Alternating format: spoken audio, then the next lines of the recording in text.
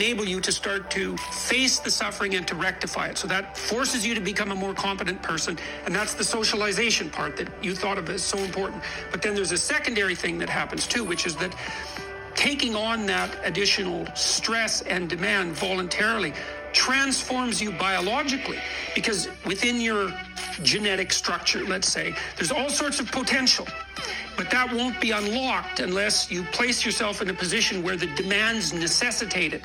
And so by following that pathway, truth, let's say, the acceptance of suffering and the confrontation with malevolence, so that's the heaviest load that you could take on, then you actually produce a psychophysiological / spiritual transformation in yourself that matures you into like the representation of the Father on earth. That's why that's how that lays itself out. Okay, I'm glad he got us here, because the question that I said to you, there was only one thing I said to you guys before we started, that I wanted to get to something about most of the lectures that when we're doing these things, you're usually talking about the Old Testament. Now, obviously, you're an Old Testament guy. I'm on vacation. But my question was,